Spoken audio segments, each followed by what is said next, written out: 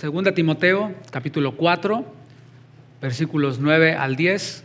2 Timoteo, capítulo 4, versículos 9 al 10.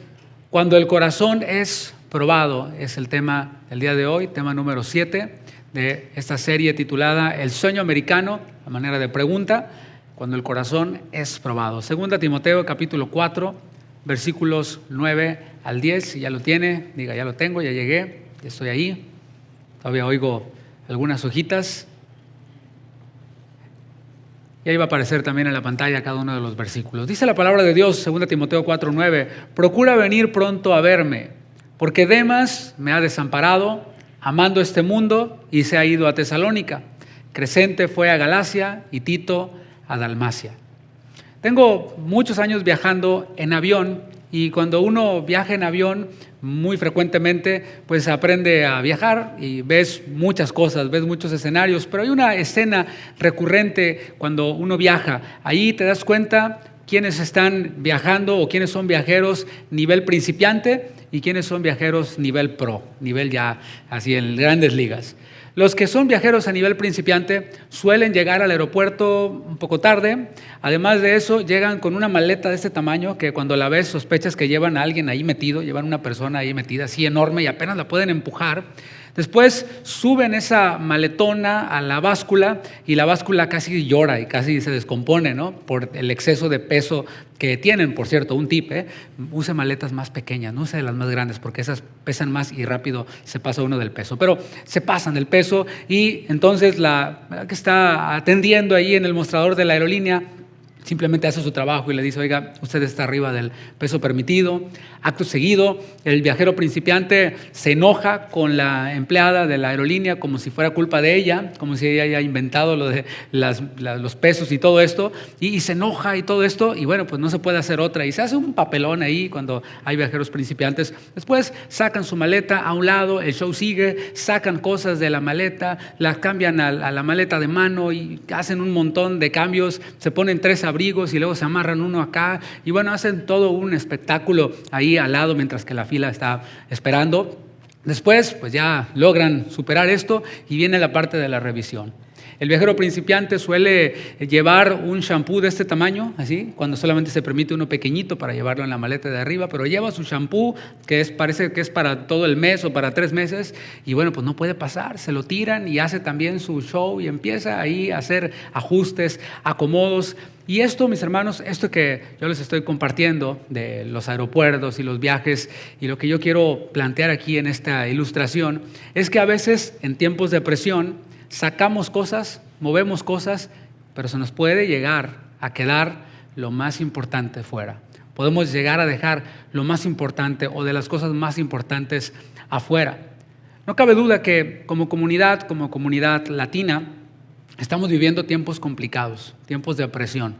Así como cuando tienes una fila de gente y estás ante un mostrador, bueno, mucho más allá de eso. Y no lo digo esto para ser amarillista o para meter miedo de que estamos viviendo tiempos complicados, pero sí, es verdad, hay un riesgo real para aquellos latinos que no tienen sus documentos en regla. Ahora bien, ese riesgo siempre ha estado ahí. Siempre ha estado ahí el riesgo para quienes no poseen sus documentos. Pero en este tiempo, pues, esto se ha hecho más real, más cercano. Los medios de comunicación están enfatizando todo esto, lo cual lleva, por supuesto, a tener esto más presente en la mente. Esta posibilidad de ser detenido, de ser enviado de regreso al país de origen, ha puesto a pensar a más de uno, de los que estamos aquí y de nuestros hermanos latinoamericanos, también incluidos los cristianos. Y la verdad es que si algunos tuvieran la oportunidad de irse, ¿desde cuándo ya lo hubieran hecho? Desde noviembre, desde el año pasado ya lo hubieran hecho. Sin embargo, hay factores que los hacen quedarse y asumir ese riesgo de salir cada día, ser detenido y ser enviado al país de regreso. Hay riesgos, pero también hay motivos por los cuales algunos deciden asumir esos riesgos.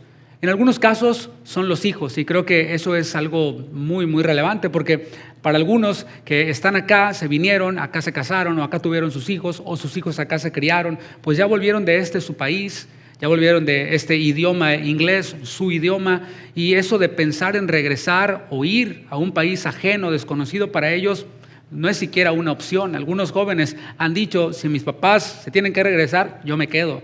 Y eso es lo que ha hecho algunos padres, decir, no, pues ni pienso, mejor o se cancelan los planes de regreso porque pues yo quiero estar con mis hijos y asumo el riesgo que haya que asumir. Para otros, lo que les detiene es la situación económica. Hay algunos casos de algunos hermanos nuestros que aún sin tener sus documentos en regla han logrado trascender económicamente, han logrado una buena estabilidad o posición económica, y el hecho de regresar, aunque quisieran hacerlo por los riesgos que hay, pues los pone a pensar porque dicen, no, allá no es igual que acá. Para otros, pues simplemente consideran el tema de que ya compraron una casa, ya tienen deudas, ya tienen, tratamientos médicos, cosas que les atan y dicen, bueno, asumo el riesgo de salir cada día y ser detenido y ser enviado a mi país por este tipo de situaciones. Sin embargo, en medio de todo esto, hay algo que a veces brilla por su ausencia, y es el riesgo a asumir de quedarse por la iglesia en donde el Señor nos plantó, por las cosas espirituales, por la comunidad de creyentes en donde el Señor está obrando, en donde el Señor ha obrado en nuestras vidas. Y en eso es en lo que quiero enfocarme en esta enseñanza. Antes de avanzar, quiero aclarar que el punto de esta enseñanza no es prohibirle a nadie que se vaya del país. Ese no es el punto en lo absoluto de esta enseñanza. Ni tampoco prohibirle o decirle que es del diablo que se cambie de iglesia, que se cambie de ciudad, o cuestionar situaciones familiares, económicas, laborales, por regresar. No, aquí no se trata de eso. El enfoque y el punto de esta enseñanza y de lo que el Señor puso en mi corazón es que analicemos, que escudriñemos nuestro corazón. ¿Cómo responde ante situaciones críticas, ante situaciones difíciles? ¿En dónde está nuestro corazón? Porque hay temporadas, sin duda, en donde nuestro corazón es probado. Y cuando el corazón es probado, ahí se alcanza a ver qué lugar nosotros le damos a cada cosa. ¿Qué importancia le damos? ¿Qué prioridad le damos a cada cosa? Incluidas las que dije y pudieran ser otras más. Por eso hablaba acerca de esto de la maleta, de cómo algunos pasan cosas de una maleta a otra, otros ni modo tiran otras cosas para poder salir adelante. Porque en el momento de la presión movemos cosas, pero como dije, pudiéramos dejar fuera lo más importante. Y ahí está el punto. En temporadas así, no solo se mueven nuestros planes, no solo se mueven nuestras agendas, también se exhiben nuestras prioridades. Y lo que uno deja al final, o casi al final, todo eso está mostrando el valor que nosotros le damos a eso en el corazón y a otras cosas en nuestro corazón. Y si en ese proceso lo espiritual pues es relegado, es omitido, si la iglesia donde Dios está obrando, en donde Dios nos está formando, queda fuera, pues entonces ya no es solamente un tema de fronteras, no es solamente un tema de economías, es algo espiritual. Y eso necesita ajustarse por dentro. ¿Cuántos dicen amén? Bueno, de eso va a ir la enseñanza, así que si no está muy de acuerdo, pues es momento para salir, ¿no es cierto? Más vale que digan aquí corrió que aquí quedó, como dicen. Hoy vamos a ver un personaje que nos va a ayudar a entender lo peligroso que puede ser no cuidar nuestro corazón. Se trata de un personaje llamado Demas. No hay nadie aquí que se llama Demas, ¿verdad que no? No es un nombre muy común. Un día el corazón de Demas fue probado y ahí quedó al descubierto lo que realmente había dentro de su corazón. Por eso su caso nos va a servir a nosotros para ayudarnos a evaluar lo que está dentro de nosotros. Leo de nuevo 2 Timoteo 4:9. Procura venir pronto a verme. Está escribiéndole Pablo a Timoteo desde la prisión. Dice, porque Demas me ha desamparado, amando este mundo, y se ha ido a Tesalónica. Crescente fue a Galacia y Tito a Dalmacia. ¿Quién era este tal Demas? ¿Quién era este personaje? Aunque no tenemos muchos datos sobre él, lo único que vemos ahí es que aparece en Colosenses 4:14, en Filemón, versículo 24. Hay información también que podemos hallar en diccionarios, como en el Diccionario Enciclopédico de la Biblia, de Alfonso Ropero, de Editorial CLIE. Él señala que Demas, probablemente, el nombre Demas, es una contracción del nombre Demetrios, Demas, Demetrios, o del nombre de Marcos. Estos nombres significan hombre del pueblo. Y como decía, aunque tenemos poca información acerca de él, hay cosas que podemos inferir, hay cosas que podemos concluir por el contexto. Una de ellas es que Demas era un creyente en Cristo. Demas era un cristiano. ¿Por qué podemos afirmar esto? Lo afirmamos así porque la iglesia naciente, desde un principio la iglesia cuidaba mucho quién era reconocido como parte de la comunidad. No es como el día de hoy, la iglesia en muchos sectores o en ciudades, en donde la iglesia es un lugar público prácticamente, un lugar como Walmart, como H-E-B, como Starbucks y la iglesia, en donde cualquiera puede entrar, cualquiera puede salir, cualquiera puede participar como voluntario, cualquiera puede entrar y salir como, pues así, si fuera un establecimiento o un negocio. Pero en la iglesia primitiva no lo vemos así, la iglesia bíblica. La fe en Cristo era algo que se trataba con seriedad. Hechos capítulo 9, podemos ver ahí algo de lo que yo te estoy diciendo. Desde el inicio vemos que la gente oía el evangelio, respondía al evangelio, era bautizada y después era insertada o añadida a la membresía de la iglesia, no sin antes haber comprobado que eran personas salvas. Y aquí en Hechos 9 vemos que habían momentos en los que podían haber dudas razonables para darle el acceso a la persona, a la membresía de la iglesia, y ahí es entonces cuando la iglesia buscaba alguna referencia, alguna confirmación que tuviera que ver con la salvación de la persona. Y ahí en Hechos 9 vemos a alguien muy relevante, y se trata del mismo apóstol Pablo, el que escribió a Timoteo, pero muchos años atrás, cuando se acababa de convertir, cuando iba en camino a Damasco a perseguir a los cristianos, a matarlos con cartas y todo esto listos para torturarlos y matarlos, ahí se encuentra con Cristo y dice Hechos 9:26, cuando llegó a Jerusalén, Pablo trataba de juntarse con los discípulos, pero todos le tenían miedo, no creyendo que fuese discípulo, dudaban de la salvación de Pablo. Entonces Bernabé, tomándole, lo trajo a los apóstoles y les contó cómo Saulo había visto en el camino al Señor, el cual le había hablado, y cómo en Damasco había hablado valerosamente en el nombre de Jesús.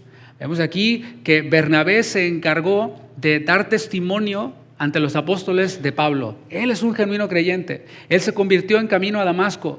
Y no solo eso, no solo se ha convertido, el Señor le ha hablado.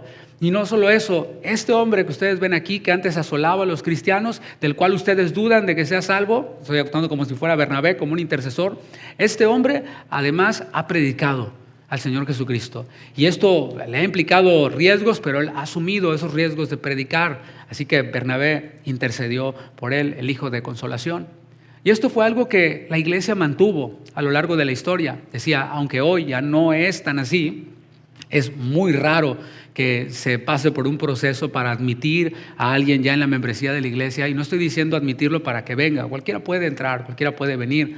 Estamos hablando de ya alguien que va a tener comunión en la cena del Señor, que va a servir, alguien que ya es considerado como miembro. Pero decía que la iglesia mantuvo esto de manera rigurosa. Desde los primeros siglos, la iglesia entendió la membresía como algo valioso.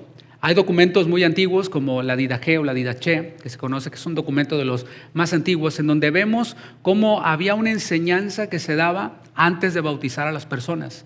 Para poder bautizar a una persona no era solamente así como que pues ya pásale, no, había una enseñanza y había como un examen, pero no solo un examen teórico, sino escudriñaban la vida de la persona para asegurarse de que realmente había creído en el Señor Jesucristo.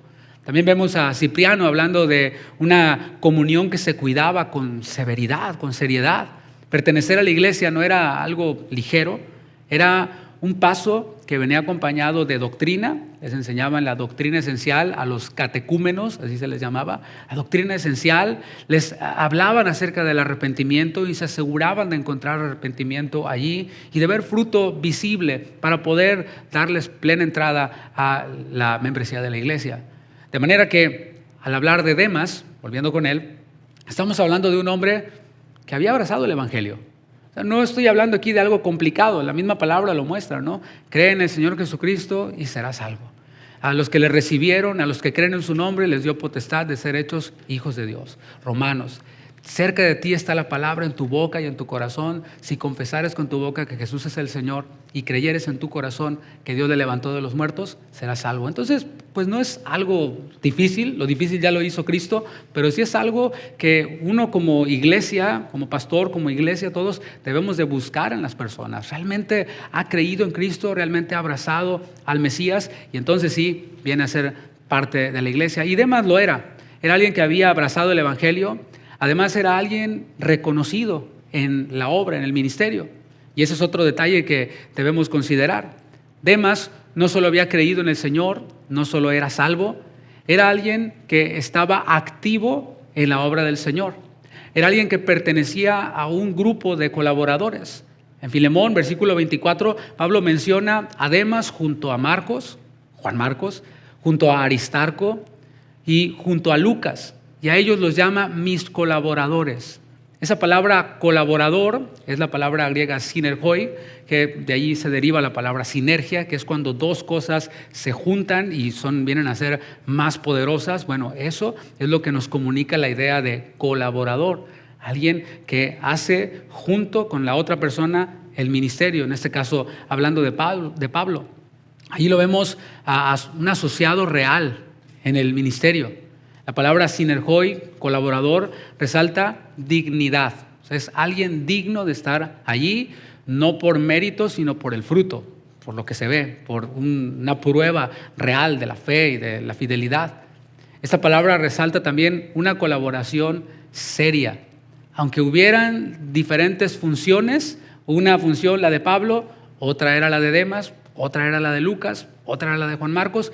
Aunque eran funciones distintas dentro de la obra de Cristo, pues cada uno es importante y se complementa. Eso es lo que la palabra colaborador comunica.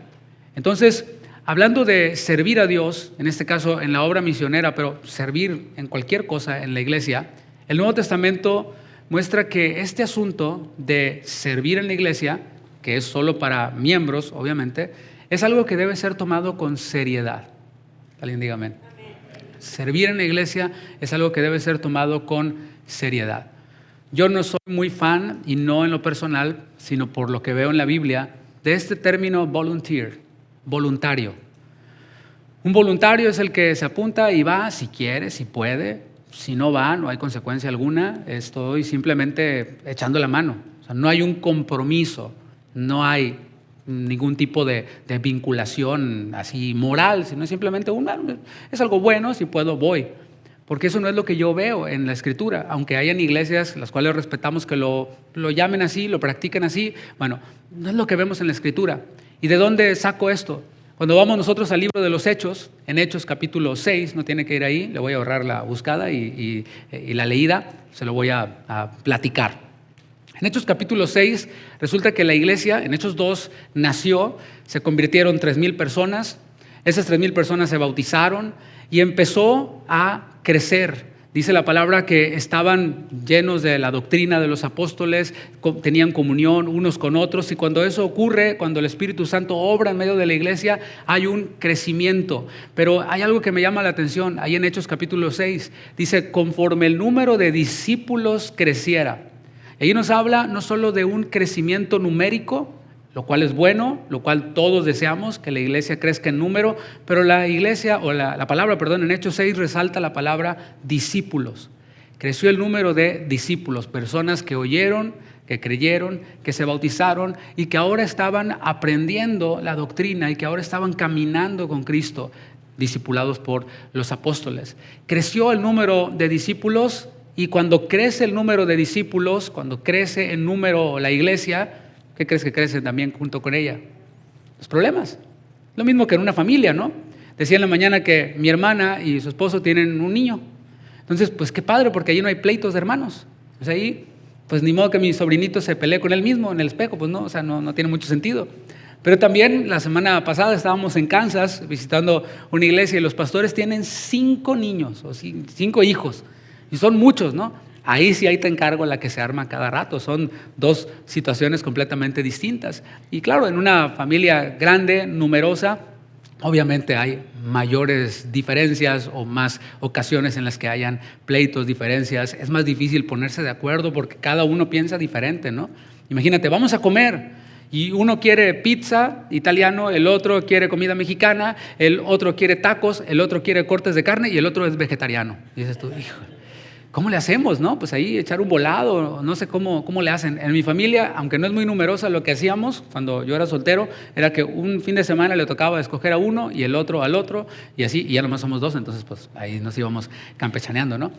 Pero el punto es de que cuando crece la iglesia, crecen los problemas. Y ahí estaban los apóstoles, estaban trabajando. Cuando una iglesia es naciente, al pastor le toca hacer todo.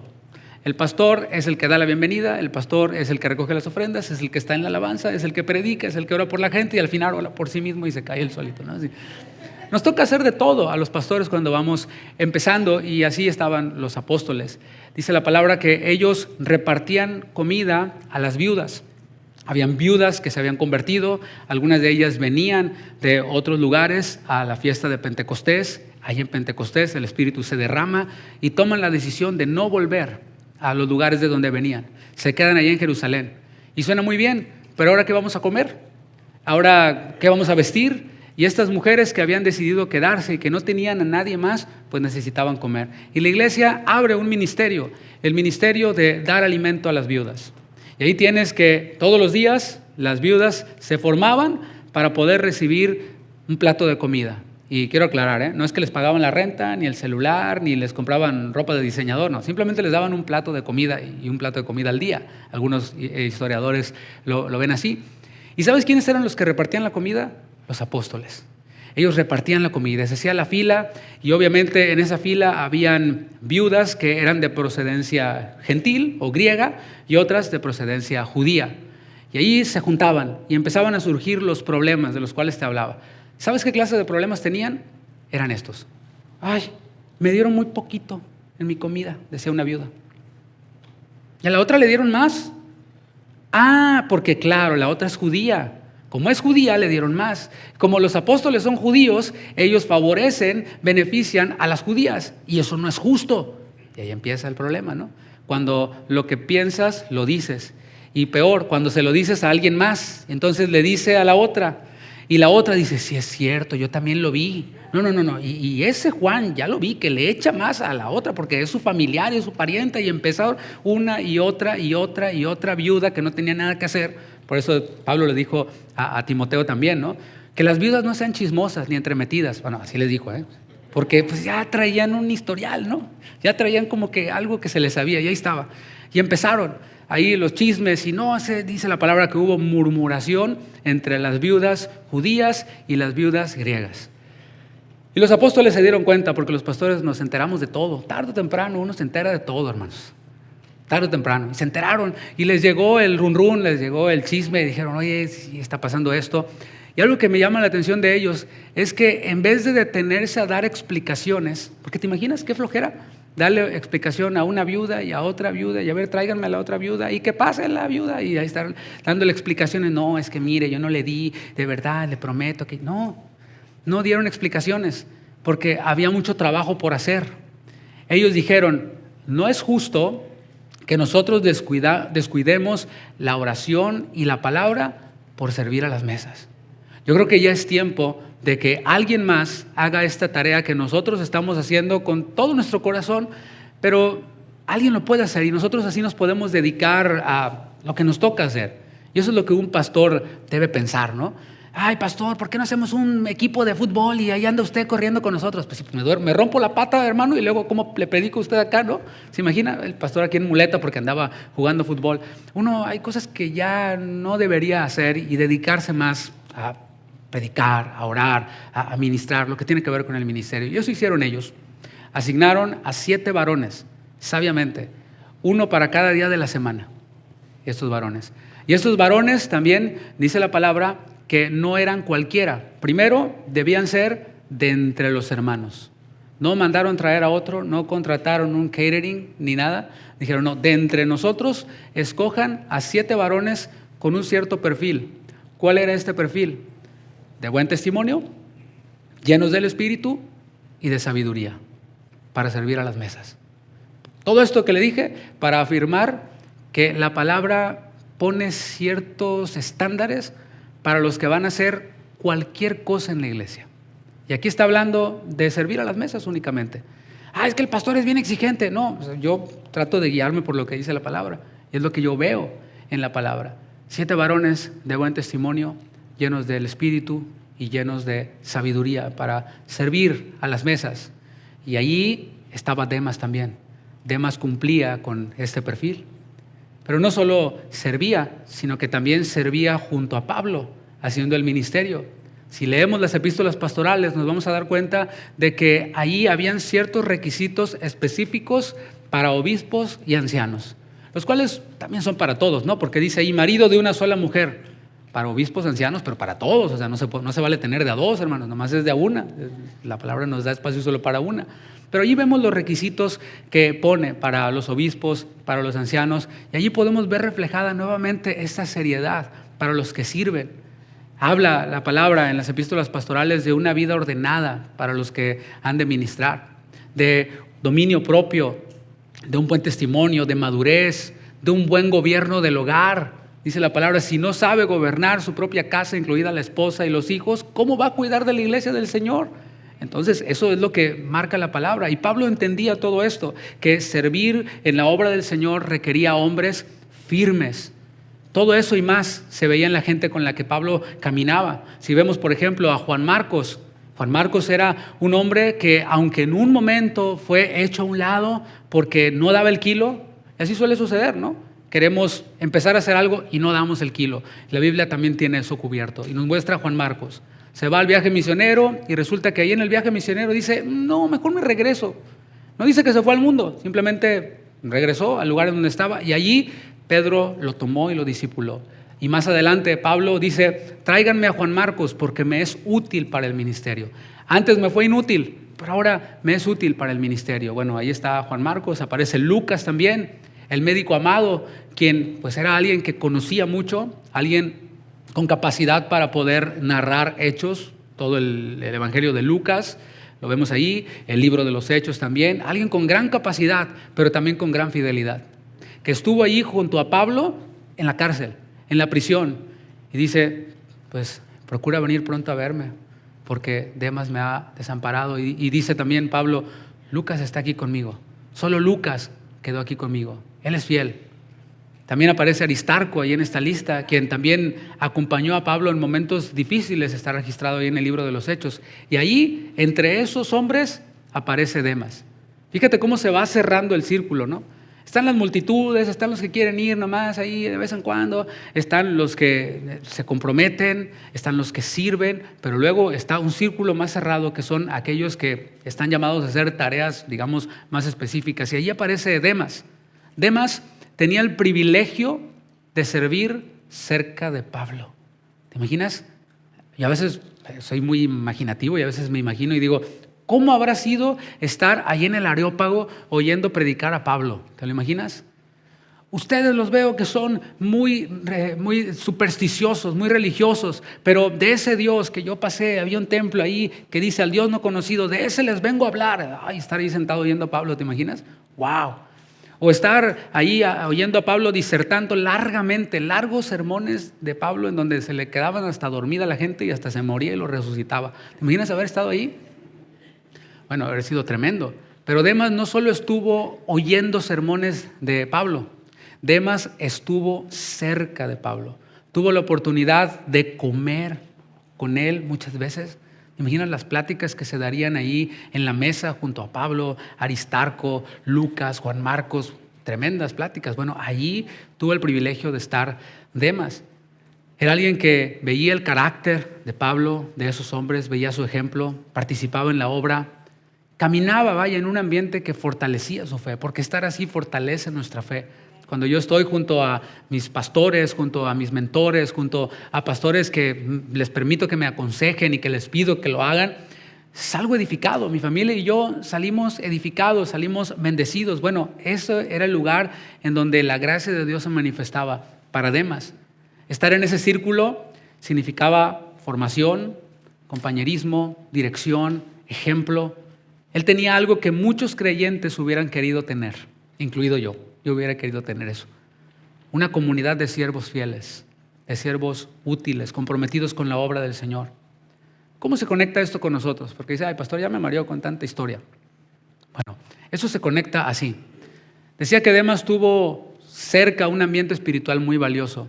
Y así, algunos de nosotros también debemos reconocer el privilegio que el Señor nos da de ser parte de una iglesia local que está comprometida con su palabra. Y quiero decirlo sin jactancia, porque eso es lo que toca hacer. Si la palabra me dice que prediques la palabra, que instes a tiempo y fuera de tiempo, redarguye, reprende, exhorta con toda paciencia y doctrina, y yo lo hago, pues no hay nada que aplaudir. Nomás estoy haciendo lo que se me mandó a hacer. ¿Amén? Por eso desde aquí quiero partir, ¿no? En este punto del que estoy hablando. Jesús dijo, cuando alguien haga lo que tiene que hacer, diga, siervo inútil soy, porque lo que tenía que hacer lo hice. Bueno, igual, desde allí partimos.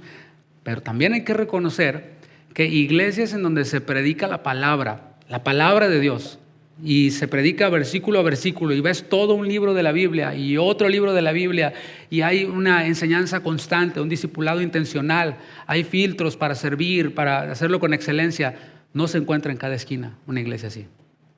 Quisiera yo, y creo que usted también quisiera, que iglesias así se encontraran en cada esquina, ¿sí o no? Claro, y el que maneja 50 minutos, una hora sin tráfico, dice, amén, pastor, ojalá hubiera una en la esquina de mi casa. Pero no es así. O sea, el país nuestro está diseñado así, ¿no? Que hay iglesias por todos lados, pero ya cuando te metes a la iglesia que está en la esquina de tu casa, dices tú, ay, Dios mío, ¿qué pasó aquí, no? Y no quiero entrar por ahí a criticar, ¿no? Lo que estoy diciendo aquí, el punto que estoy diciendo es que no es fácil de encontrar una iglesia en donde se predica la palabra, en donde se cuida lo que se enseña, en donde se exhorta, en donde se sirve al Señor con temor. Y eso es una gracia que merece ser valorada. ¿Por qué? Porque a veces uno se acostumbra, ¿o no? Te acostumbras a oír la palabra, te acostumbras a congregarte, te acostumbras a un estilo de alabanza o a un grupo de alabanza, por ejemplo, como el que tenemos aquí, y hasta dices, ay, está muy fuerte, ay, otra canción. Y uno se acostumbra. Hay lugares en donde una guitarrita o ni grupo dicen, ah, ya quisiéramos tener un grupo de alabanza, ¿no? Pero a veces nos acostumbramos a ver hermanos fieles, a contar con pastores que nos aconsejen, que nos ayuden a crecer, ver a hijos, a jóvenes creciendo. Nos acostumbramos, y cuando uno se acostumbra, comienza a tratar eso como si fuera algo ordinario. Comienza a tratar eso que es un regalo de Dios, algo valioso, lo empieza a tratar como algo ordinario. Yéndome a un súper extremo. Piensa en los hijos de Elí, primero de Samuel. Los hijos de Elí era un sacerdote de Israel, y sus hijos se criaron viendo animales, sacrificios, el templo, los utensilios. Y eso que era un privilegio que solo le pertenecía a la familia sacerdotal, ellos lo empezaron a ver como algo ordinario. No lo valoraron, y no solo eso, por eso dije que es un caso extremo. No solo no lo valoraron, lo deshonraron. Y dice la palabra que eran hombres perversos que no conocían a Dios, aunque estaban habituados y estaban ya acostumbrados a las cosas espirituales y a este privilegio. De eso es de lo que estoy hablando. El servicio se debe de ver así también. Servir al Señor es un privilegio. En lo que sea, mis hermanos, en lo que sea, debe ser visto como un privilegio. Y si hay otra cosa en la que yo pueda servir, en donde haya necesidad, lo debo de ver como un privilegio que deba valorar. Esto ya se ve distinto a, es una carga que me están imponiendo. Y cuando tú valoras esto, lo ves como un privilegio. El privilegio de estar sirviendo, dando la bienvenida, de estar recogiendo un papel, de estar cantando en la alabanza, tomando fotografías, el video, lo que sea, es un privilegio. Tener una tarea en la casa de Dios, formar parte de lo que Él está haciendo en una iglesia local viva como esta, estar rodeado de hermanos que quieren caminar con el Señor. Todo eso tiene un valor muy grande delante del Señor. Así que hasta este punto vale la pena preguntarnos si estamos valorando el lugar en donde Dios nos colocó. Y sí, no estoy aquí hablando alegóricamente, estoy hablando a los que estamos aquí y hablando de esta iglesia. Preguntarnos internamente, ¿estamos valorando la iglesia en donde Dios nos ha puesto? Si está sirviendo, ¿estoy valorando el privilegio de servir en ella? Volviendo con Demas, ese privilegio que él tenía de servir en ese círculo tan especial, venía acompañado de presión. Vamos a 2 Corintios 11 para que sepas de lo que estoy hablando, porque hasta aquí está muy padre, ¿no? Demas junto a Pablo, junto a Juan Marcos, y uno pudiera pensar e imaginar puro avivamiento, pura gloria, pura unción, mover de Dios. Sin embargo, este privilegio venía acompañado de pruebas. 2 Corintios 11. ¿Qué clase de pruebas? Ahí te van. Tengo que agarrar aire para leer esto. Dice Pablo, describiendo su ministerio, en caminos muchas veces, en peligros de ríos, peligros de ladrones, peligros de los de mi nación, peligros de los gentiles, peligros en la ciudad, peligros en el desierto, peligros en el mar, peligros entre falsos hermanos, en trabajo y fatiga, en muchos desvelos, en hambre y sed, en muchos ayunos, en frío y en desnudez, y además de otras cosas. Lo que sobre mí se agolpa, la preocupación por todas las iglesias. Allí estaba Demas también. Estaba en el privilegio, pero estaba también en las pruebas. Ese era el ambiente en donde él estaba sirviendo. Por esto la mentalidad de volunteer, pues ya aquí queda como en pañales, ¿no? Queda como, no tiene sentido, porque el volunteer no está dispuesto a sufrir ni una sola de las cosas que aparecen en esta lista. El ministerio implica sufrimiento. Nadie dijo amén. Está bien. Por eso no sirvo, pastor. Okay. Bueno, déjame te digo. La vida cristiana en sí misma implica sufrimiento. Jesús lo dijo. Así fue como Él describió el caminar con Él, el seguirle a Él, el discipulado. Dijo, todo el que quiera seguirme, tome su cruz, niéguese a sí mismo y hágalo cada día. Esa es la vida cristiana. Negarme a mí mismo, tomar mi cruz, seguirle. Es lo que dijo Jesús. Entonces el ministerio pues no es la excepción. A Él le tocó ver el costo del ministerio. El privilegio, pero también el costo del ministerio. A Él le tocó vivir la presión del camino. A Él le tocó vivir la exigencia del servicio. De nuevo, nadie dice amén, pero hay una exigencia. Hay un precio que uno tiene que pagar, que viene en el paquete. Pero ¿sabe qué? Viene también con la gracia de Dios. Porque no es fácil. Yo entiendo y de verdad agradezco y valoro a todos los que sirven aquí, que se esfuerzan por hacerlo, no porque el pastor lo dice, sino porque, bueno, si el pastor dice y está en la palabra, pues hagámoslo. Y después vemos el resultado y el fruto de servir y de hacer las cosas conforme a la palabra. Pero decía, agradezco el esfuerzo que todos ustedes hacen, de verdad lo valoro. No tengo manera de pagar, de agradecer, de expresar cómo algunos vienen viajando desde lejos. Hacen el esfuerzo por salir temprano del trabajo el viernes, hacer un viaje largo, tomar un baño rápido, venir, comer en el camino y estar aquí listos para servir. Lo valoro de verdad. Pero recordemos, es parte de lo que viene en el paquete, es parte del privilegio. Yo valoro también las notas que ustedes me mandan y de verdad, ¿cómo le explico sin que suene mala onda? Tengo poco tiempo, tengo a veces tiempo limitado, pero entro a leer cada una de las notas que ustedes me envían y lo valoro porque ustedes se han tomado el tiempo. A veces en esas notas surgen, o desde esas notas surgen juntas, llamadas, reuniones, porque ahí me expresan alguna inquietud y es parte también de estar en contacto con cada uno de ustedes, de estar entre el rebaño con cada uno de ustedes. Entonces decía que yo valoro eso, vale la pena, y el beneficio final de esas notas y ese tiempo que usted toma, y hablo a los servidores, es para cada uno de ustedes. Un hermano el otro día me decía, pastor, la verdad al principio me chocó un poquito. No anda por aquí, hermano, no. Me chocó un poquito eso de las notas y... Pero después me empecé a dar cuenta, cuando obedecí, cuando lo hice, me empecé a dar cuenta de que de mi boca salía la palabra y estaba lleno de la palabra. Y fue cuando empecé a darme cuenta de que esto era una bendición y gloria a Dios, adelante. Así que bueno, lo agradezco, pero recuerden, es parte del paquete.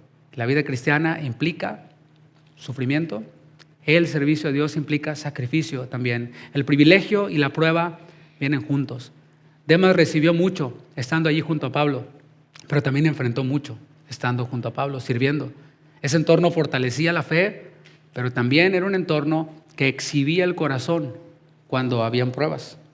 Porque en las dificultades flota, sale a la superficie cuánto valor le damos realmente a las cosas de Dios, a los privilegios que Dios nos da. En el caso de Demas, la presión parece ser que era por todas estas pruebas que enfrentaba junto a Pablo. Era un ministerio exigente, sin duda. ¿Y la nuestra? La prueba que nosotros podemos estar experimentando, conectándola con la situación que estamos viviendo, puede tener que ver con incertidumbre migratoria, con falta de trabajo o ausencia de él, con el miedo a que algo cambie de un día a otro y el miedo a estar detenido y qué va a pasar con mi familia y el sustento. Esas son pruebas también, son presiones también. Pedro en su primera epístola, capítulo 1, versículo 6, habla acerca de las pruebas. Y hay algo que quiero resaltar ahí, Primera de Pedro, capítulo 1, versículo 6, si me acompaña ahí.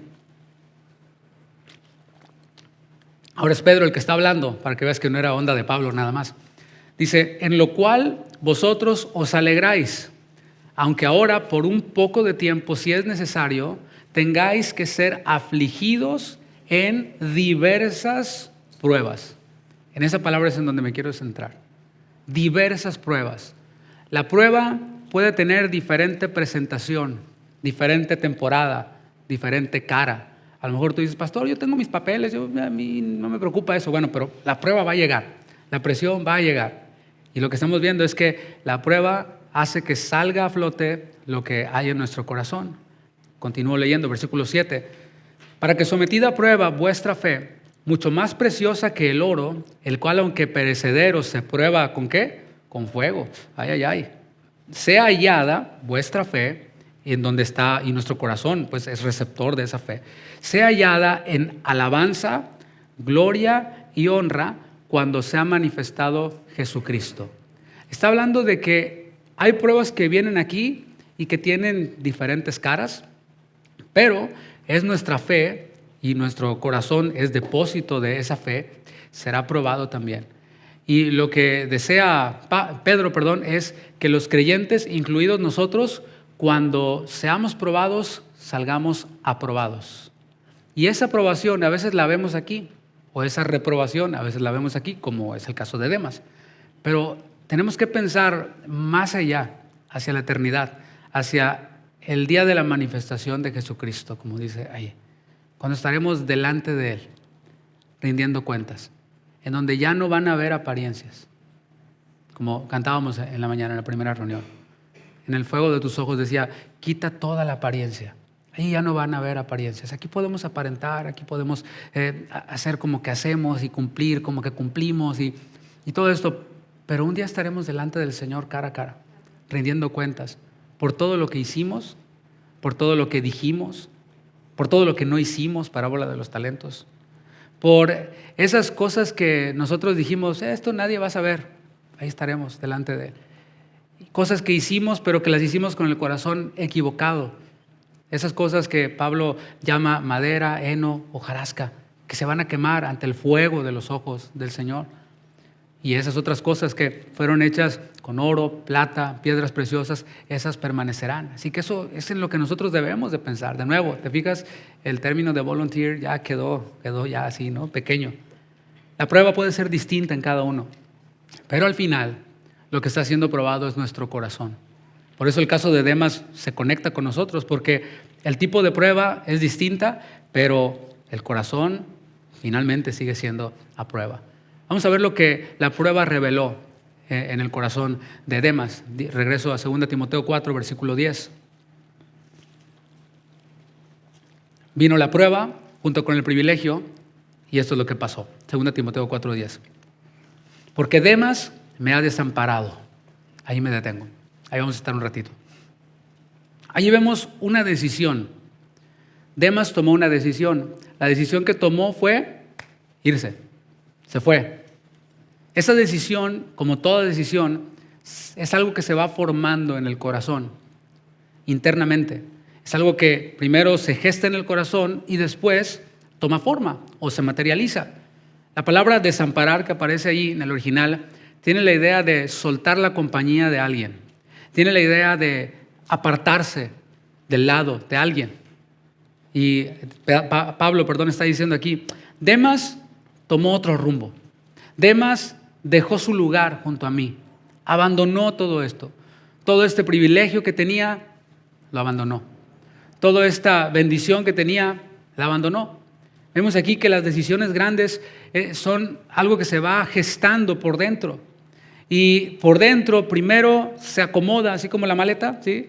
Primero se acomodan los afectos, luego se cambian las prioridades y finalmente se materializa. Finalmente cambia el rumbo de la persona y antes iba para allá, ahora va hasta el otro lado, completamente distinto. Y es que cuando una persona toma una decisión fuerte, muchas veces esa decisión ya llevaba tiempo gestándose en el corazón, como dije. Por eso Proverbios 4:23 dice, sobre toda cosa guardada, sobre tu cuenta de banco, sobre tu trabajo, sobre eso que tú valoras, sobre todo lo que tú consideras valioso, guarda tu corazón, porque de él mana la vida. De tu corazón fluyen tus decisiones. Desde ahí, por eso la palabra lo dice, las decisiones se toman desde el corazón. Continúo con Demas. Demas me ha desamparado y continúo amando este mundo. Y ahí nos es revelado lo que estaba pasando en el corazón de Demas al tomar esa decisión, mientras que tomaba esa decisión. La palabra amar que aparece allí no tiene que ver con algo romántico en este contexto. La palabra amar aquí habla de afecto, habla de una preferencia. ¿Se entiende lo que es una preferencia? Está clarísimo, ¿no? O sea, tú tienes, no sé, ponía el ejemplo del café en la mañana, pero puede ser cualquier otra cosa, ¿no? Tengo esta comida, pero prefiero esta comida. Esta es de mi preferencia. Esta está bien, pero yo prefiero esta. Tengo una comida preferida. Eso es lo que nos comunica la palabra amar acá. Habla de aquello a lo que una persona le da prioridad por dentro. Eso es amar. Tiene que ver con el lugar que algo ocupa en el corazón y con el valor que uno le da. Jesús habló de esto en Mateo 6, capítulo 21, hablando de esto a lo que uno le da valor. Jesús dijo, porque donde esté vuestro tesoro, ahí estará también vuestro corazón. En otras palabras, está diciendo, el corazón se inclina hacia eso que considera valioso. ¿Has oído el dicho, la basura de algunos es el tesoro de otros? ¿Sí lo has oído? Sí, y de pronto tú te encuentras, no sé, un reloj y está todo feo, está horrible, está todo viejo, rayado, y lo tiras. Y no sabes nada de relojes, pero después te das cuenta que era un Rolex y que cuesta $30,000 porque es vintage, ¿no? O cuesta $100,000, órale. Claro, pues como no sabes, pues no le das el valor que tiene. Y Jesús está diciendo, a donde tu corazón se inclina es eso a lo que el corazón considera valioso. Después, nuestras decisiones van siguiendo esa dirección, hacia eso que nosotros consideramos valioso. Ahora, volviendo con Demas. Demas me ha desamparado, amando, ya vimos lo que es amando. Ahora, ¿qué significa este mundo? Esa palabra mundo. No se refiere al globo terráqueo, se refiere aquí a este siglo presente. Se refiere a lo terrenal, se refiere a lo visible, a lo inmediato, a eso que nos ofrece alivio, seguridad, conveniencia. Vaya, es el aquí y ahora. Es ese plato de lentejas que Esaú tenía frente a él y decía, no me importa la primogenitura ni nada, yo quiero mi pozole rojo, ¿no? Porque era un guiso rojo. El apóstol Juan también habla de eso en su primera epístola, capítulo 2, cuando dice, no améis el mundo ni las cosas que hay en el mundo. Habla de eso y les habla a creyentes, de nuevo, lo muestra a Pablo, lo muestra a Pedro, lo muestra a Jesús, lo muestra a Juan. Y cuando nos dice no amen el mundo ni las cosas que están en el mundo, posteriormente habla de los deseos de los ojos, los deseos de la carne, la vanagloria de la vida. Y por esto Juan nos muestra una dirección del corazón que empieza girando alrededor de lo temporal. Preferir lo temporal. Y cuando yo prefiero lo temporal, comienzo a darle gusto a los deseos de los ojos, los deseos de la carne, la vanagloria de la vida. Y eso fue lo que pasó con Demas. Esa preferencia por las cosas temporales, terrenales, ya venía gestándose en su corazón. Y la prueba que él vivió estando junto a Pablo en el ministerio hizo visible esa preferencia que había en su corazón. En medio de la presión, lo que hizo Demas fue hacer un acomodo interno. Sus prioridades cambiaron de orden. Y en ese orden, lo terrenal fue lo que recibió mayor valor, mayor prioridad. Mientras que lo espiritual quedó desplazado. Continuó leyendo, 2 Timoteo 4:10, Demas me ha desamparado, amando este mundo, dice, y se ha ido a Tesalónica. Y esto es un dato que parece que no tiene nada, pero sí tiene, por dos cosas. Una de ellas es que Tesalónica era una ciudad cosmopolita, enorme, era una ciudad muy grande, con un comercio muy grande, pero también con mucho pecado. Algunos dicen que Tesalónica era algo así como Las Vegas de aquel tiempo, un lugar de perdición. Pero el otro elemento que quiero resaltar acerca de Tesalónica es que en ese lugar había una comunidad de creyentes. En el libro de los Hechos, capítulo 17, vemos el momento en el que Pablo fundó esa iglesia, plantó esa iglesia allí en Tesalónica. Entonces, tenemos aquí estos dos elementos, conocemos un poquito de Tesalónica, ahí se fue Demas. Puede ser, y esto ya es especulación mía, la Biblia nos deja ese espacio aquí, puede ser que Demas de pronto desapareció. Y Pablo dijo, oye, ahí está Juan Marcos, ahí está Aristarco, ¿y Demas? No, pues no está. No. Oye, y al otro día, ¿y Demas? No, quién sabe. Y días así, de pronto, no, ya lo vimos por allá en Tesalónica. Órale. Puede ser que eso haya pasado. Otro escenario puede ser que Demas se tomó el tiempo y la molestia de hablar con Pablo y decirle, Pablo, fíjate que pues me voy a ir a Tesalónica. A lo mejor le dijo, he estado orando, Pablo, la típica, ¿no? Y el Señor me está moviendo a Tesalónica. Y le ponen así como un tinte espiritualoide, ¿no? No digo que no pase, puede ser. Pero bueno, estamos con Demas ahorita, ¿eh? Estoy especulando en cuanto a Demas. Entonces, puede ser que le dijo, y allá, ¿sabes qué, Pablo? Ya vi que hay iglesia allá. Hay casa de oración, digo, hay iglesia allá en Tesalónica y me voy a ir para allá, para Tesalónica, porque pues allá están los hermanos, ¿no? No, pues está bien. ¿Qué te puedo decir, Demas? Pues si ya tomaste la decisión y dices que Dios te dijo, pues bueno, que te vaya bien. No sé, eso es especulación mía. Sin embargo, cuando Pablo se refiere a Demas, aquí en el texto lo que estamos viendo es, Demas me ha desamparado, amando este mundo, y se ha ido a Tesalónica. Tesalónica aparece en el texto ligada a esta decisión de Demas, que estaba ligada a lo que había en su corazón, una preferencia por lo terrenal, menospreciando lo espiritual y el privilegio que tenía. Buscó otro escenario, buscó cambiar de aire, buscó otro acomodo, y en ese acomodo lo espiritual quedó fuera. Aplicado a nosotros, mis hermanos. Hay personas que en medio de esta prueba que estamos viviendo, que comenzó en este año y parte del año anterior, han pensado, como dije, en irse del país, de la ciudad. Y lo serio es que esas personas que han considerado irse están disfrutando del privilegio, como decía hace un momento, de tener una iglesia local, de incluso servir a Dios. Pero aún así, al considerar moverse, ni siquiera se detuvieron a preguntar, ¿y allá dónde me voy a congregar? ¿Qué clase de iglesias hay ahí a donde voy?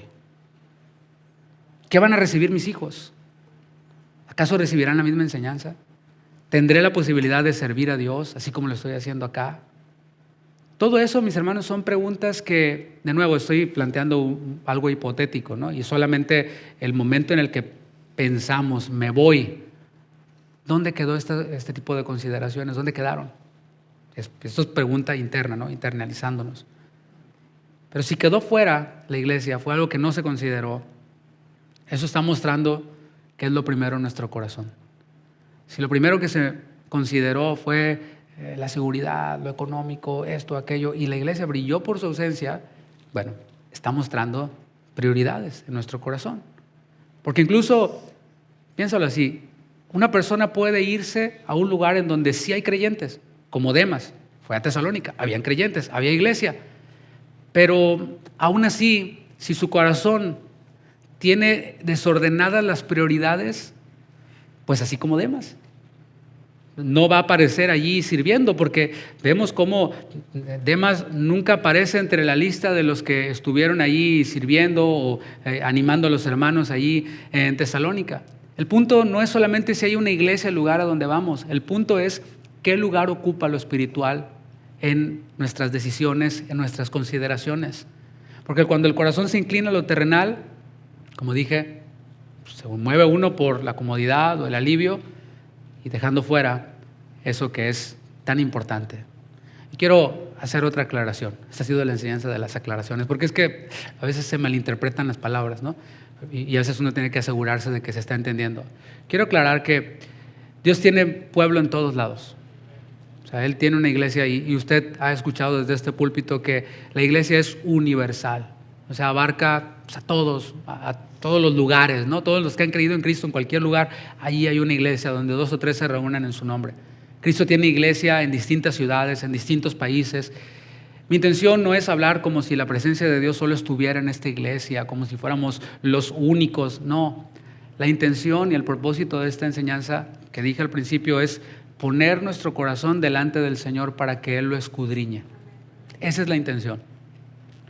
Porque si una persona puede pensar en cambiar toda su vida, o sea, es una decisión grande, ¿no? cambiarme de país, me voy, me regreso.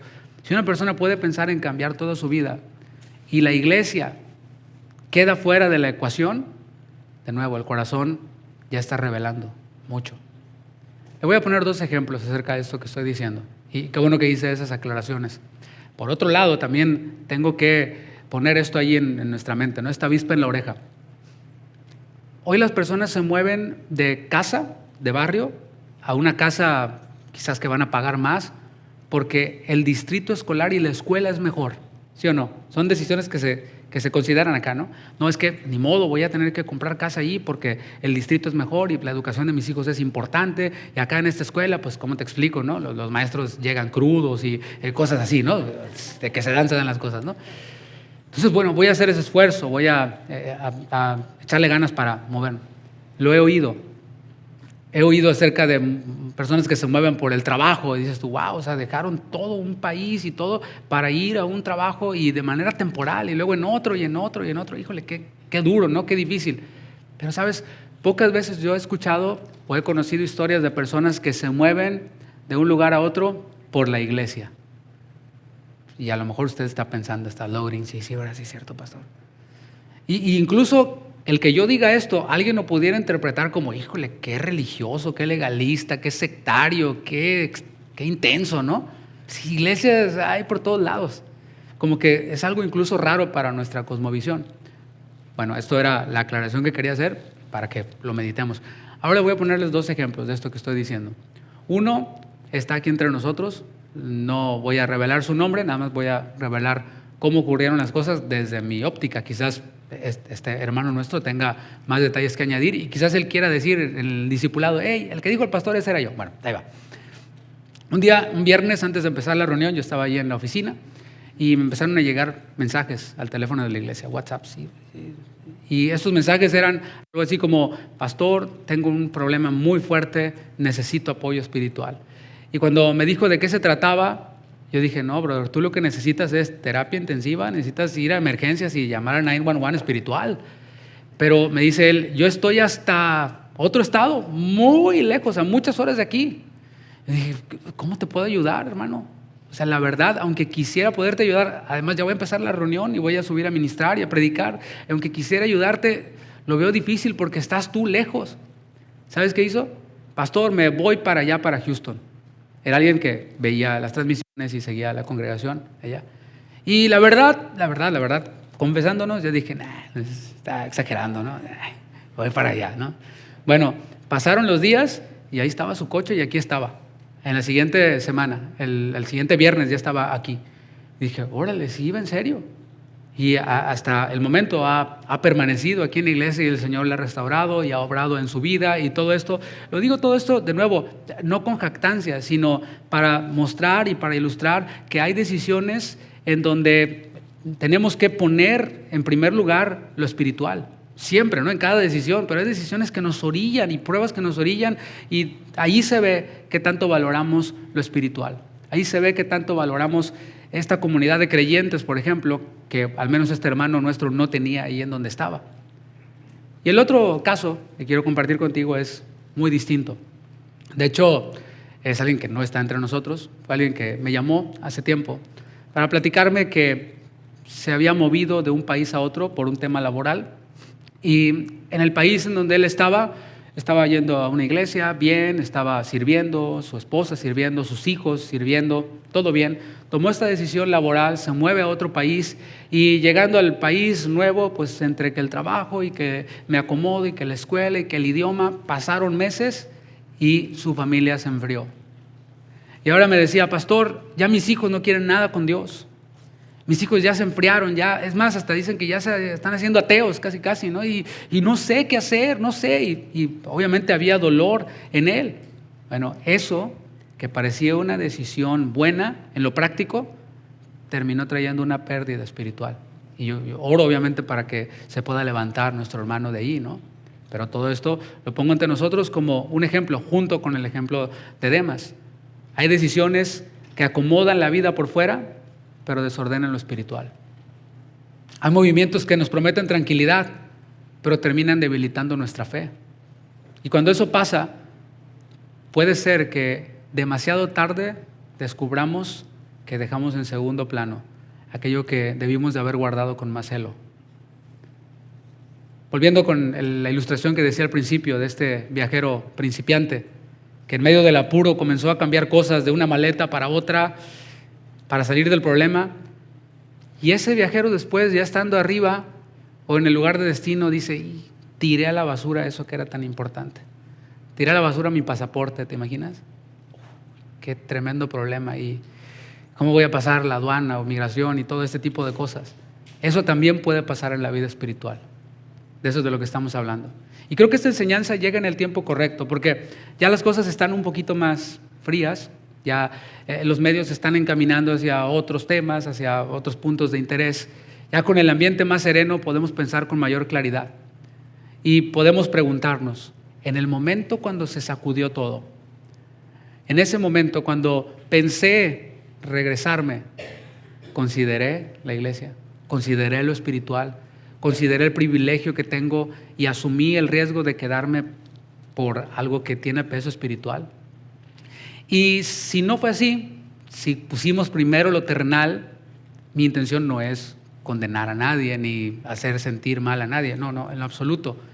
De lo que estamos hablando es de poner el corazón delante del Señor y ajustarlo. Y valorar de nuevo, porque la comunidad de creyentes en la iglesia local, este cuerpo de creyentes vivo que está acá, son parte del refugio que nosotros encontramos en Dios. O sea, nos refugiamos en Dios, pero Dios tiene un pueblo, Dios tiene un cuerpo, una iglesia. Ese es uno de los medios que Él utiliza, la iglesia. Lo utiliza para cuidarnos, para formarnos, para sostenernos en momentos difíciles. Y como dije, a veces uno se acostumbra a la bendición, se acostumbra a venir, a oír, a servir y hasta, qué flojera, ¿no? A ver a tus hijos creciendo, a ver a tus hijos, en vez de estar ahí metidos en otras cosas, estar viéndolos aquí, sirviendo al Señor. Y cuando uno se acostumbra, puede dejarlo de valorar y a no tomarlo en cuenta a la hora de tomar decisiones importantes. Pero sabes, Dios no nos dejó solos, no nos dejó solos para atravesar tiempos como estos. Él nos dio su palabra, nos dio su espíritu morando en nosotros, nos dio la familia en la fe. Hebreos 10, capítulo 25, un versículo que frecuentemente hemos leído acá y quizás te lo sabes de memoria. Yo me lo sé de memoria. Dice: no dejando de congregarnos como algunos tienen por costumbre, sino exhortándonos, y tanto más cuanto veis, de nuevo, que aquel día se acerca. Mira al que está a tu lado, aquel día se acerca. A ella lo estás exhortando, lo estás animando. ¿Cuál día? El día que cambie la administración, el día que llegue la residencia, el día que mejore el trabajo, tal vez. Pero aquí está hablando del día del Señor Jesucristo, del día en donde le vamos a ver cara a cara, del día en que vamos a rendir cuentas delante de Él. Eso es lo que nos hace distintos de un club donde hay volunteers. Lo que nos hace distintos a nosotros es la palabra y es la sangre del Cordero que fue derramada por nosotros, que unió a un pueblo de judíos, gentiles, hizo uno solo. Eso es lo que nos hace distintos, la esperanza eterna que tenemos en Él. Y de nuevo, allí no van a haber apariencias. De nuevo, Él sí va a juzgar las intenciones de nuestro corazón. Y allí va a quedar descubierto lo que era prioridad de nuestra vida, lo que era prioridad de nuestro corazón. Leíamos aquí, exhortándonos. ¿Habla de qué? De animarnos. Anima a tu hermano. No seas como las viudas murmuradoras de allá de la iglesia primitiva, ¿no? En Jerusalén. No, en vez de ser como una viuda, sé como un Bernabé y anima, exhorta a los hermanos, empújalo a seguir firme. Bueno, la iglesia local cumple esa función. Aquí en la iglesia local, una palabra, un consejo, una oración, una conversación o el simple ejemplo de otro hermano pueden ser usados por Dios para sostenernos. A mí me ha pasado muchas veces. Por eso la familia de la fe es parte de la fuerza que Dios nos da para permanecer. El viernes mencionaba Hechos capítulo 4, cuando Pedro y Juan fueron amenazados y les dijeron: no hablen en el nombre de Jesús. Pueden sanar cojos si quieren, pero no en el nombre de Jesús. Y ellos dijeron: pues es que no podemos obedecer a los hombres antes que a Dios. Él nos dijo que habláramos en su nombre, que echáramos fuera demonios en su nombre, que sanáramos en su nombre, y eso vamos a hacer aunque ustedes nos digan lo contrario. Y bueno, dice la palabra que los azotaron y los dejaron ir. ¿Sabes qué hicieron? Pedro y Juan, fueron con los hermanos, fueron con la iglesia Y ahí, estando con ellos, recibieron fortaleza. La iglesia oró y dijo, si les pegan a ellos, nos pegan a todos. Ese es el pueblo de Dios. Y oraron y dijeron, Señor, danos denuedo para que con denuedo hablemos tu mensaje. No dijeron, quita la prueba, cambia el gobierno. No, danos denuedo, Señor, danos firmeza. Y eso fue algo que provocó que el lugar tembló. La gloria de Dios se manifestó. Eso es lo que nos hace distintos de un club social. Nos hace distintos de una organización donde hay volunteers. El poder de Dios es lo que nos hace distintos. Qué cuadro tan hermoso ahí, ¿no? La iglesia reunida, buscando al Señor, siendo fortalecida en medio de la manifestación gloriosa del Señor. Y ese es el privilegio que tú y yo tenemos cada vez que nos reunimos, cada viernes, cada domingo. Es la misma presencia de Dios. ¿Cuántos dicen amén? Invito a que se ponga de pie. Quiero terminar con algunos llamados. Y aquí quiero incluirme yo también, porque pues debemos ser un ministro. Entonces, los ministros no estamos excluidos de estos llamados. Los ministros también corremos el riesgo de, así como Demas, que nuestro corazón se incline hacia lo terrenal, hacia lo temporal, y terminemos dándole poco valor al privilegio que nos ha dado de servirles, al privilegio que nos da de ser parte de una comunidad. Así que aquí vamos incluidos todos. El llamado es, revisemos cómo hemos pensado en momentos de prueba. Revisemos en dónde ha quedado lo espiritual en momentos de prueba, sea migratoria, sea de salud, sea lo que sea. Revisemos qué lugar le dimos a lo espiritual. Y si lo espiritual quedó lejos o muy abajo en el ranking, es un buen momento para ajustar nuestro corazón. De nuevo, no pretendo exhibir a nadie ni avergonzar a nadie. Es un tiempo para que le digamos al Señor, Señor, examina mi corazón. Eso hizo David, el hombre conforme al corazón de Dios. Examíname, oh Dios, pruébame. Tú conoces mis pensamientos, pruébame y muéstrame si hay camino de perversidad para que yo pueda andar en tu camino. Señor, ayúdame. Quiero tomar en cuenta primero lo espiritual. Quiero valorar a mi familia en la fe. Quiero cuidar esa bendición en la que vivo cada día, sabiendo que las pruebas cambian, las temporadas cambian, pero las decisiones espirituales dejan fruto. Guíame, Señor, dile. Guíame, Señor, dirígeme. Que sea tu palabra esa lámpara guiándome en cada momento, a cada instante. Gracias, Señor. Toma este momento para meditar en Él, para reflexionar y adoremos al Señor.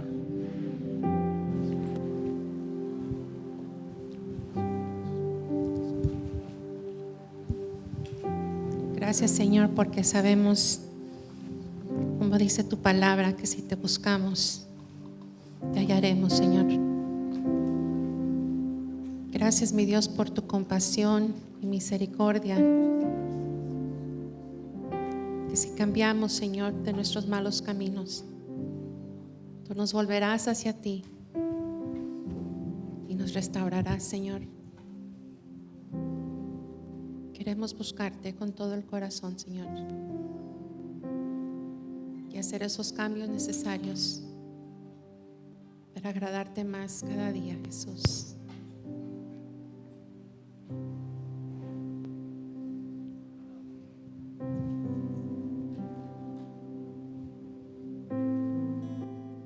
Aquí está el Señor. Cualquiera que sea tu oración, aquí Él está.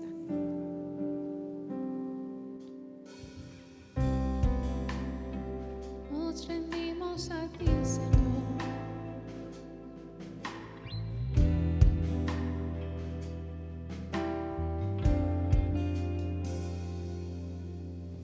En mi corazón he guardado tus dichos para no pecar contra ti.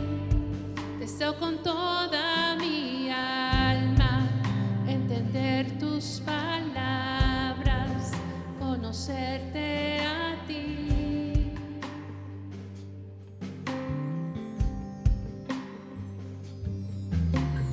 Y en mi vivir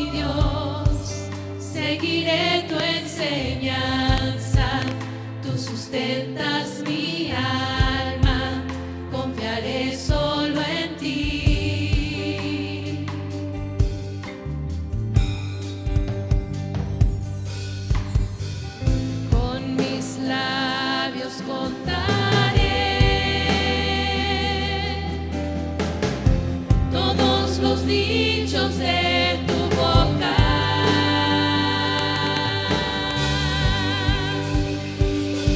Con todo mi corazón te he buscado. No me dejes desviarme de tus mandamientos. Yo no me olvidaré de tus palabras. Me alegraré en obedecerte, mi Dios, más que en toda riqueza. Pues tú eres lo más valioso, Señor. Quiero agradarte a ti. En mi corazón he guardado tus dichos para no pecar contra ti. Deseo con toda mi alma entender tus palabras, conocerte a ti, solo a ti, Jesús.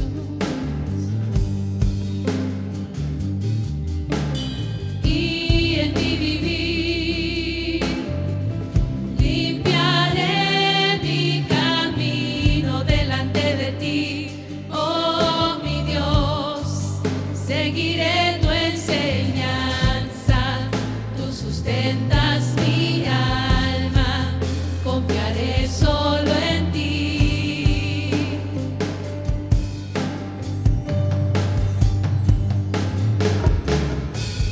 Con mis labios contaré todos los dichos de tu boca.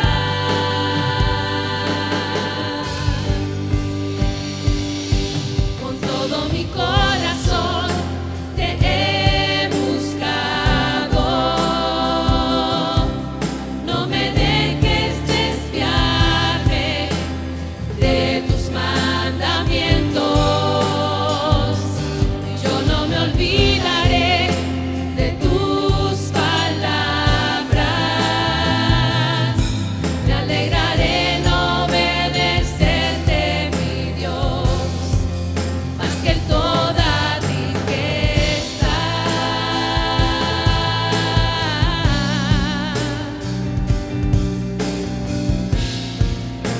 Te buscaremos, Jesús. Gracias, mi Dios. Con todo mi corazón te he buscado. No me dejes desviarme de tus mandamientos.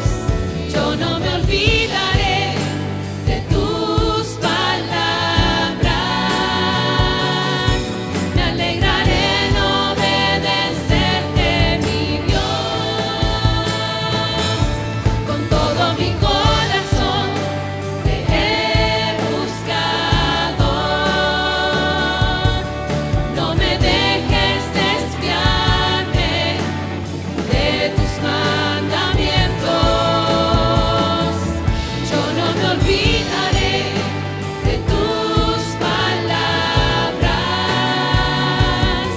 Me alegraré en obedecerte, mi Dios, más que en toda riqueza.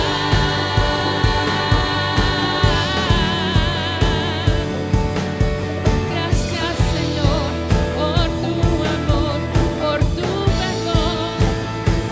Es tu misericordia sobre mí. Gracias, mi Dios, por tu perdón, porque tú nos restauras, Jesús. Te damos gracias con este aplauso, mi Dios, por esa misericordia que tienes, Padre, para limpiarnos, Señor. Purifícanos, Jesús. Gracias. ¿Cuántos se alegran en el Señor? Amén. ¿Cuántos podemos decir estamos alegres de estar en tu casa y cantar? Yo me alegré con los que decían, vamos a la casa de Dios.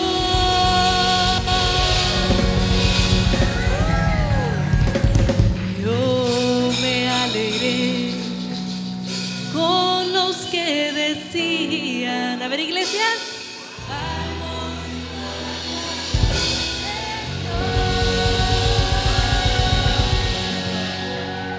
Alma mía, alaba al Señor y no olvides ninguno de sus beneficios. Toda la gloria es para ti, Señor.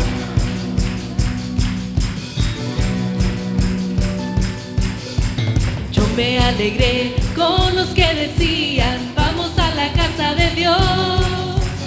Yo me alegré con los que decían, vamos a la casa de Dios. Yo me alegré con los que decían, vamos a la casa de Dios. Yo me alegré con los que decían, vamos a la casa de Dios. Nuestros pies están, oh Jerusalén, dentro de tus puertas para adorar. Es tu casa, oh Dios, como una ciudad que se ha edificado en unidad. Yo me alegré con los que decían, vamos a la casa de Dios. Yo me alegré con los que decían, vamos a la casa de Dios. Nuestros pies están, oh Jerusalén, dentro de tus puertas para adorar. Es tu casa, oh Dios, como una ciudad que se ha edificado en unidad. Sean prosperados los que te aman, Dios, dentro de tus muros y a la paz. Eres mi castillo, eres mi protector, dentro de tu casa habitaré. Sean prosperados los que te aman, Dios, dentro de tus muros y a la paz. Eres mi castillo, eres mi protector, dentro de tu casa habitaré. ¿Dónde está la iglesia del Señor aquí? Yo me alegré con los que decían, vamos a la casa de Dios. Yo me alegré con los que decían, vamos a la casa de Dios. Nuestros pies están, oh Jerusalén, dentro de tus puertas para adorar. Es tu casa, oh Dios, como una ciudad que se ha edificado en unidad. Sean prosperados los que te aman, Dios, dentro de tus muros y a la paz. Eres mi castillo, eres mi protector, dentro de tu casa habitaré. Sean prosperados los que te aman, Dios, dentro de tus muros y a la paz. Eres mi castillo, eres mi protector, dentro de tu casa habitaré. Dentro de tu casa habitaré. Dentro de tu casa habitaré. ¿Y por qué no damos un grito de alegría a nuestro Señor?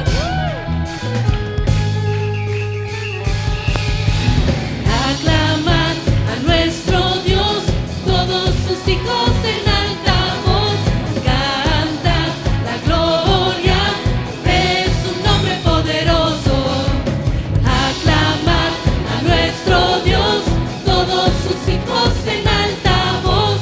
Canta la gloria de su nombre poderoso.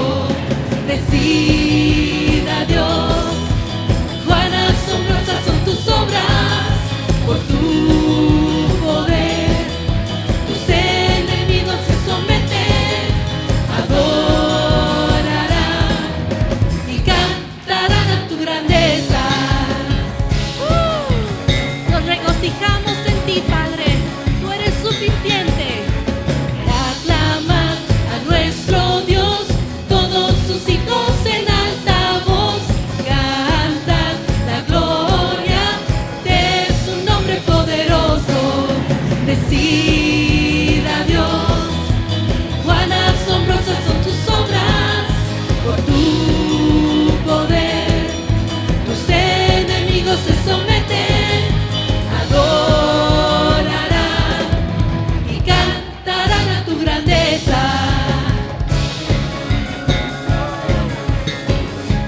Tu pueblo te alaba, Señor. Bendecid a nuestro Dios, haced oír vuestra voz.